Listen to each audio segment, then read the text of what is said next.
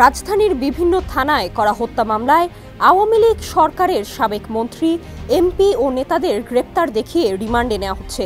তার মধ্যে আজ সাবেক মন্ত্রী কামরুল ইসলাম, আনিসুল হক, এমপি সোলাইমান সেলিমের রিমান্ড মঞ্জুর করেছেন আদালত।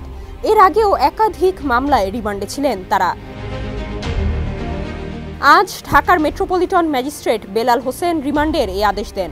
বৈষম্য বিরোধী ছাত্র আন্দোলন চলাকালে হত্যাকাণ্ডের ঘটনায় পৃথক দুই মামলায় আলাদাভাবে জিজ্ঞাসাবাদের জন্য তাদের 10 দিন করে রিমান্ড আবেদন করে পুলিশ। সেই আবেদনের শুনানির জন্য এদিন তাদের কারাগার থেকে আদালতে হাজির করা হয়। এ সময় আসামি পক্ষের আইনজীবী রিমান্ড বাতিল সহ জামিন আবেদন করেন। শুনানি শেষে বিচারক তাদের রিমান্ড মঞ্জুর করেন। এর মধ্যে লালবাগ থানায় করা হত্যা মামলায় সাবেক খাদ্যমন্ত্রী অ্যাডভোকেট কামরুল ইসলামের 3 দিনের রিমান্ড মঞ্জুর করেন আদালত। এদিকে চকবাজার ও লালবাগ থানায় করা হত্যা মামলায় সোলাইমান সেলিমের 7 দিনের রিমান্ড দিয়েছেন আদালত।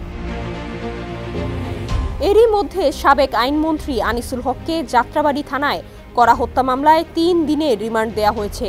একাধিক মামলায় তিনি আগেও রিমান্ডে ছিলেন। এর আগে সকালে অ্যাডভোকেট কামরুল ইসলামের বিরুদ্ধে 10 দিনের রিমান্ড চেয়ে আবেদন করেন পুলিশ। পরে শুনানি শেষে 3 দিন মঞ্জুর করেন আদালত। আবার লালবাগ থানার হত্যা মামলায় 4 ও চকবাজার থানার হত্যা মামলায় সোলাইমান সেলিমের 3 দিনের রিমান্ডের আদেশ দেন আদালত। এর আগেও নিউ মার্কেট থানায় করা হত্যা মামলায় 8 দিনের পুলিশি জিজ্ঞাসাবাদে ছিলেন তিনি। সকালে বিভিন্ন থানার হত্যা মামলায় নতুন করে গ্রেপ্তার আবেদন করে আদালতে আনা হয় সাবেক আইজিপি চৌধুরী আব্দুল্লাহ আল মামুন, সাবেক আইনমন্ত্রী আনিসুল হক, সালমান এফ রহমান, হাসানুল হক ইনু, রাশেদ খান মেননকে।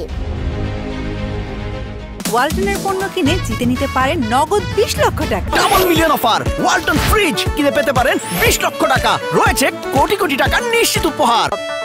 5 অগস্ট শেখ হাসিনার সরকারের পতনের পর থেকে বিভিন্ন মামলায় আওয়ামী লীগ সরকারের মন্ত্রী, এমপি ও দলের নেতাদের নামে বিভিন্ন মামলায় গ্রেপ্তার করা হচ্ছে, নেওয়া হচ্ছে রিমান্ডেও।